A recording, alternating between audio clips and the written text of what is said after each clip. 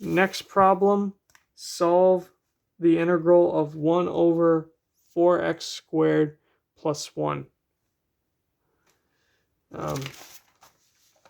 So this is where you would want a trig sub, because in the last problem you had to deal with an extra x, so there's no clean way of doing that, but now there's a very clean way of doing it.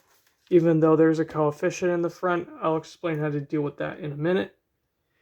If you remember your trig substitution of x squared plus a squared, x should be equal to a times tangent of theta.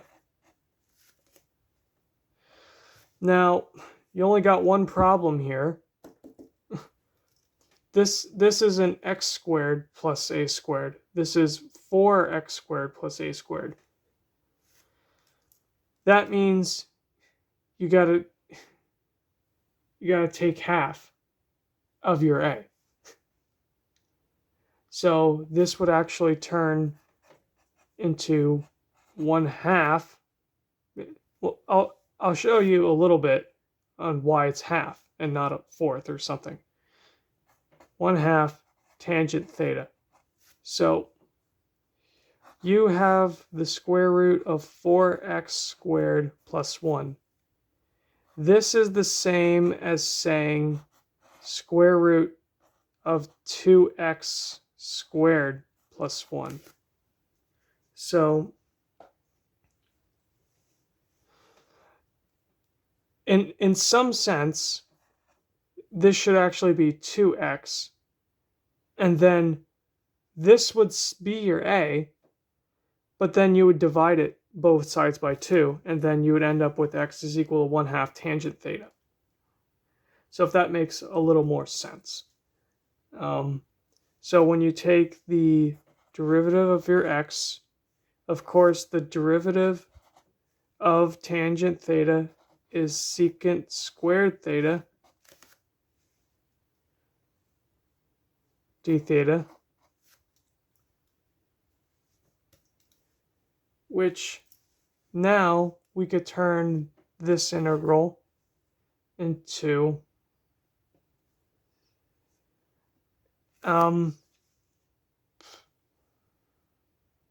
it should actually just be this that we came up with here. Well, it's a little more than that, but before we do that, we actually need to stop and actually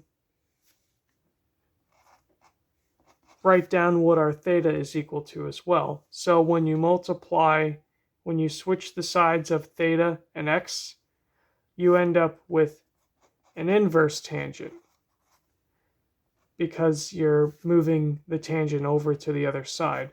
So it would just turn into theta is equal to 1/2 the inverse of tangent x. All right, now we have everything we need. So first thing you got to write down is to replace your dx with secant squared theta over 2 d theta. Second thing we need to replace is our square root at the bottom, which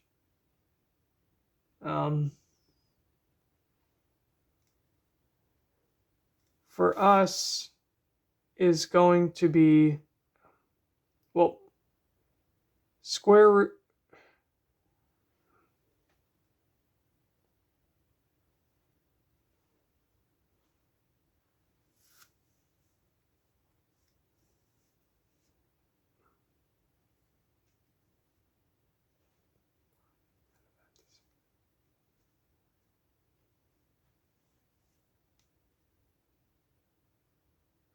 Okay, so this, what we have for x, So x squared is equal to 1/4 tangent squared theta. So when we put it into our radical at the bottom, it's going to turn into 4/4 tangent squared theta plus 1. Of course, the 4/4 cancels out, so we're just left with 1 there. And tangent squared theta plus 1 is also a trig identity, which is equal to,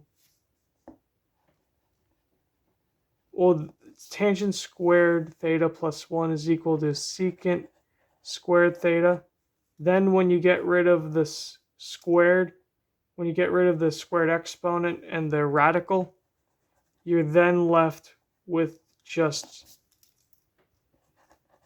secant theta. And if you divide the top by the bottom, you get secant theta over 2 because these secants cancel out. D theta.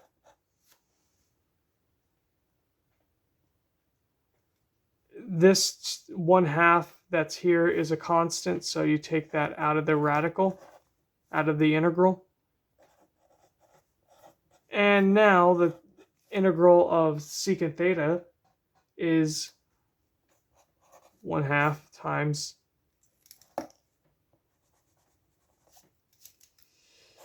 ln secant theta plus tangent theta.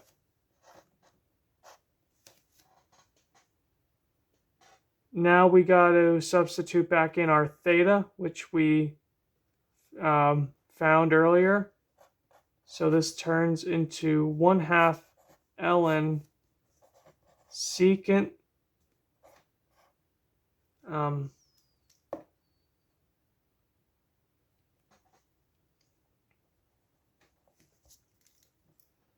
secant tan -1 inverse tangent x, inverse tangent 2x, my bad, plus tangent of inverse tangent 2x. Now you have an inverse tangent and a tangent, so those cancel out.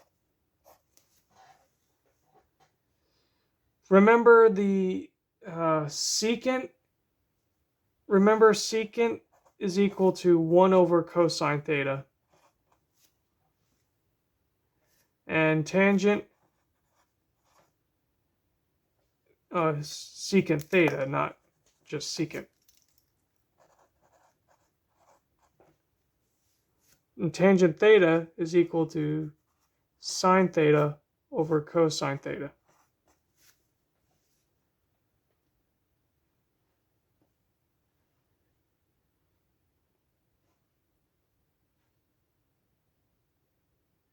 So in this case,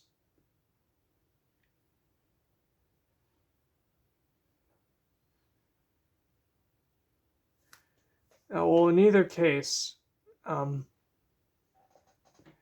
because we're dealing with, well, no, this is inverse tangent.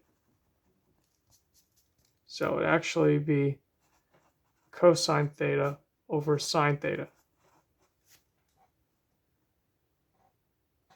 But in either case, this turns into the, so let me just write out everything else first. This over here just turns into 2x.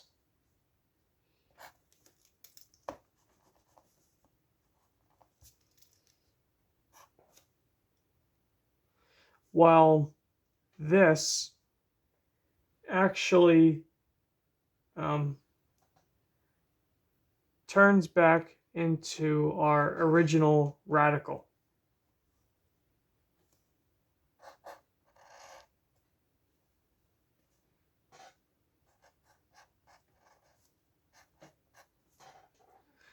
And then you add it by c because it's an indefinite integral.